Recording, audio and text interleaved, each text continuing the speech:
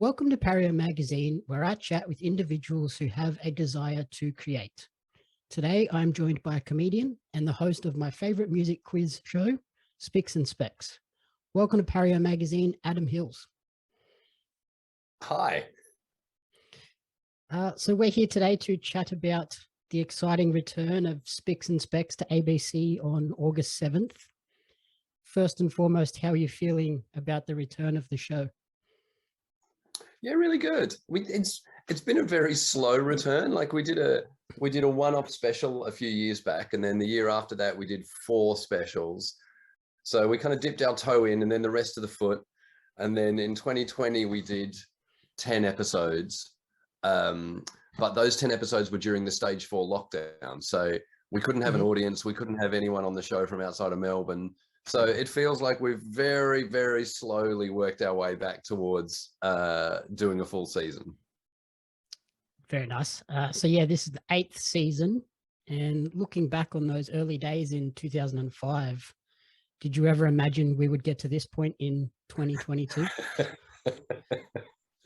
No. I think when we started doing the show, I remember sitting down with the producer and having a chat that our main goal was that we wanted to do a Christmas special at the end of that year. And if we could do that, we'd be happy. I think because a lot of the shows that we grew up with were famous for having Christmas specials, and we just liked the idea of doing one. But no, I mean, when we first started making Spicks and Specks, I had no idea, what ratings were, what was a good rating, what was a bad rating. Really, we were just kind of floundering and finding our way and loving it. But yeah, no, our main goal when we started was to do one Christmas special. When you say 8 seasons, it's been spread out over so long. I think I'm shocked when I think now that it's 17 years. Mm-hmm. Yep. And yeah, now like that Christmas special, that's become like a major part of the Spicks and Specks history and lore, I guess. Yeah, and it got bigger and bigger every year. So we would kind of laugh about how all we wanted to do was one Christmas special, and then it kind of became one of our defining features. So we were really lucky. Like when I look back on it, and there was a really interesting thing that happened, I think, after making Spicks and Specks, is that I then went and made a talk show for a little while, which was good. I really enjoyed it, but it didn't quite have the magic of Spicks and Specks. And I remember talking to my manager at the time, and he said, yeah, it's really important in television to learn that you're not magic. So I think it's really easy when you're on a show that works to think, it's me. It's all about, I'm making this happen. And then you go off and make other shows and go, oh no, there was something really special about that one. What is it about Spicks and Specks that you feel makes it special? It's greater than the sum of its parts. It's a perfect storm.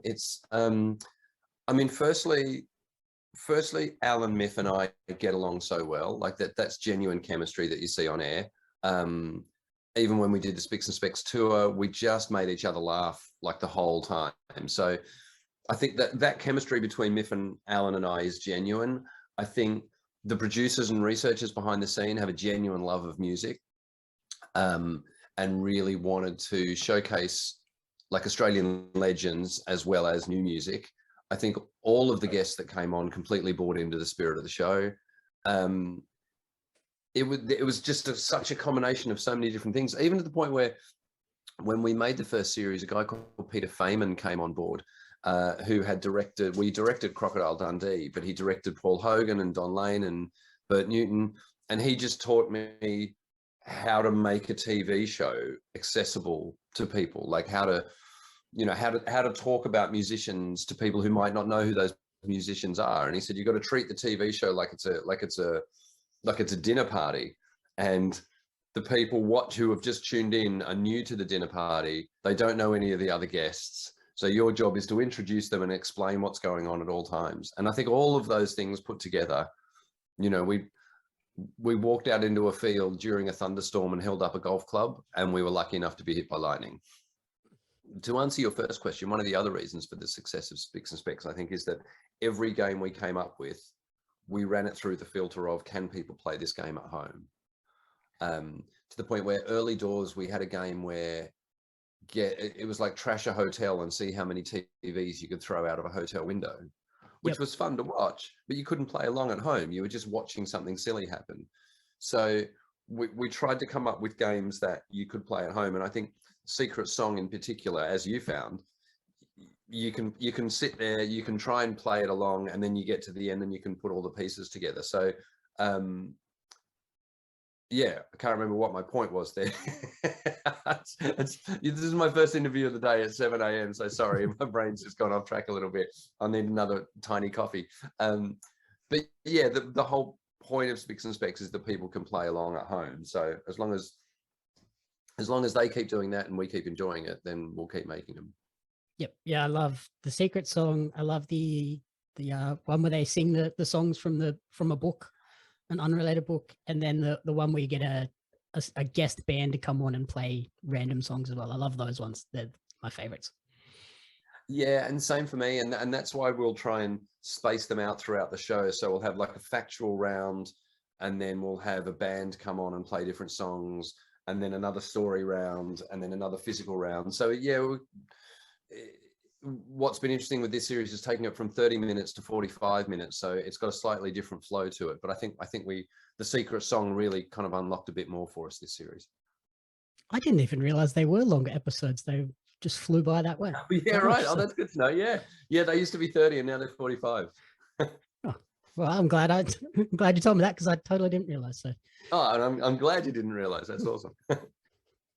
And you mentioned Alan and Miff. You are all reuniting for this new season. How special is it to be back with them? It's just great. It's when we did the one in 2020. I think it was because of the lockdowns, we couldn't all get together and chat. And I think when we all walked into the makeup room together, I think I walked in and Miff was already laughing and Alan was already making her laugh. There's just a special thing between the three of us, and even during each show, and at the beginning of each show and at the end of each show, when I introduce them, I always sit back because I know that Miff and Alan will always look at each other in front of me and wink at each other, and same at the end of the show. We all call each other babe, which is something that happened when we were on tour. So any email, message, or whatever I get from a call from Miff will always start with "Hey babe." So yeah, there is a genuine love between the three of us, and I think that comes across on air. Are you constantly blown away by their extensive music knowledge on the show? Oh yeah, it's ridiculous. Yeah, it's absolutely ridiculous. And I think they've got an equal amount of music knowledge. Miff just finds it a little harder to find it sometimes. But yeah, there would often be questions where I would look at in rehearsal and think, well, no one's going to know the answer to this. And then either Miff or Alan would just bust it out. And I think, oh my God, that is ridiculous. And Alan would almost get into a zone where he'd just go question after question after question. He'd know every answer. So, but yeah, and I guess my job was to translate that to the people at home that might not have that music knowledge. Because as much as I love music, I'm not kind of the nerd that Alan or Miff were. And I guess I could put it into plain speaking language for the people at home. Yep. And with the show sort of coming back after so many years, how do you manage, and with the original cast, how do you manage to keep it fresh and new, given that it's coming back now after a bit of a break? Well, I think having a break is one of the things that keeps it new, because there's new music's happened. Like there's a whole 10 years worth, a whole decade's worth of new music for us to cover. You know, whether it be Amy Shark or Gangnam Style or Tones and I, there's a lot that's gone on in that time. But also there's a new game for this series called Secret Song. And so the idea is that throughout the show, I would drop hints and clues as to what the secret song was. And then the last question of the show was name the secret song. And if you got it right, you got an extra 5 points. And it just, what it did for us as we were writing the show was it just gave us so many different ways to make it funny, because I mean, dropping in a song lyric every now and then is one thing, but dropping in a really cryptic clue to what the song might be in a funny way kind of kept us on our toes, and it gave us a new way of looking at the show. And I think all of us, it gave a new way of looking at the show. So yeah, I think new music and new games is what keeps it fresh. Yeah, I was privileged enough to see the first 2 episodes last night, and that secret song segment blows me away at the end of every episode, just how many references are woven into the show. It was a real trial and error thing. We weren't sure how many was too many references, what would make it too obvious. And then what we realized by the end of it all was most of the time the teams would pick up on about 3 or 4 clues. But exactly that. They go, yeah, I know the song because you said this and you did this and I saw that. But then when I would go back and go, but I also did this, and this, they were like, oh my God. It was like, I think someone described it as like watching a musical version of The Usual Suspects. Yeah, I was watching it being like, oh, what? That was in there as well. Like, it didn't, half of them I didn't even think that they were possibly a clues, but I love that segment. Very well done. Oh, cheers. Thank you. It's good to know. And then, as always, the show has a slew of celebrity guests come in. Has there been anybody that you were particularly excited about that is on the list for this season? It's kind of mad to me that we can have people like Casey Donovan just rocking up and doing the show, or oh, I'm trying to think. Oh, what's the guy from Peking Duck? Ruben Oh, Stiles. So it was Ruben Stiles from Peking Duck.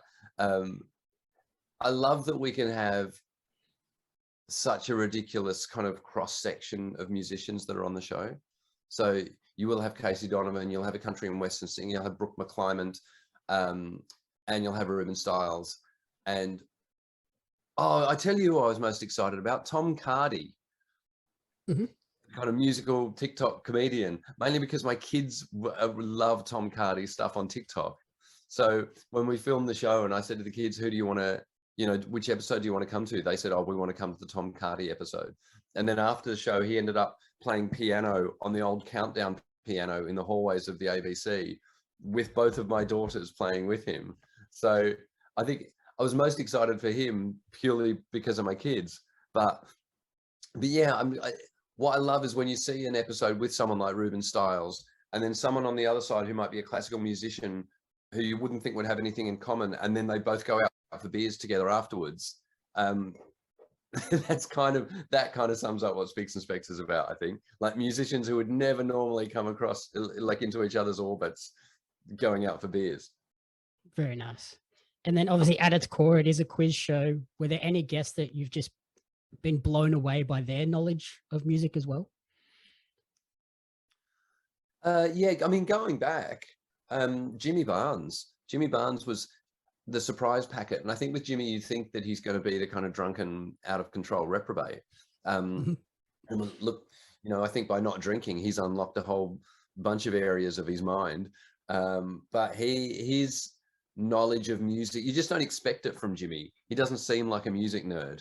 And yet he was really coming out with obscure answers to really tricky questions. So, yeah, his music knowledge was the one that blew me away. And like, as far as when, all-time favorite guests, probably Weird Al Yankovic for me, because I was such a comedy nerd.